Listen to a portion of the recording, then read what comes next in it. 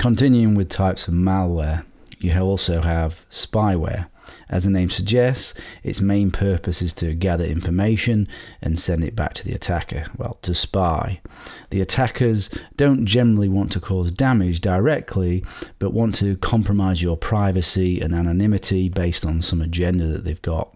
Spyware is intelligence gathering malware.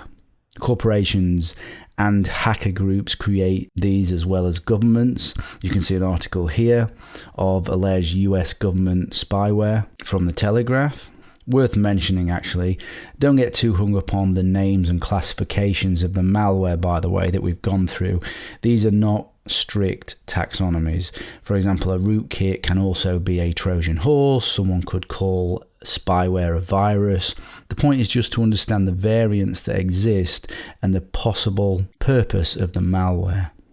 Another one is adware, which some people consider to be a form of spyware, is undesirable software that forces advertisement on you. There are millions of different variants of this.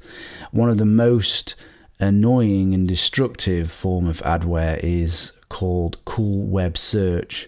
You may even have encountered it yourself, but there's nothing cool about it at all. It hijacks your default search engine. It displays ads in the browser. When you click on links, it sometimes takes you to places that it wants you to go to instead of where you want to actually go to, and it actively defends itself from being removed and getting rid of it.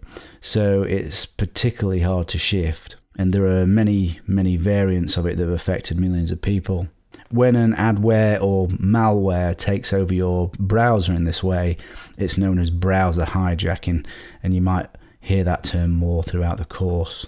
You should always pay particular attention when installing software, because often a software installer includes optional installs such as this browser hijacker that we've just mentioned.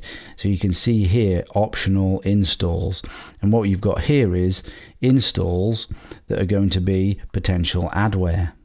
So be very careful what you agree to install. Always opt for the custom installation and deselect anything that is not familiar, especially optional software that you never wanted to download and install in the first place. It goes without saying that you should not install software that you don't trust. Sometimes your device might come with adware pre-installed if you're particularly unlucky. One of the worst cases was Lenovo pre-installing Superfish adware that not only served you adverts based on what it knew about you from spying on you, it also included a self-signed certificate allowing your browser TLS and SSL encryption to be bypassed. So not very good of Lenovo there. In fact, I would never buy a Lenovo laptop again after that and all the rest of the things that Lenovo have done. Scareware. Scareware is a type of social engineering attack to trick a person into believing in a threat that isn't really real. So a common example is fake security software claiming that you have malware infections or something like that.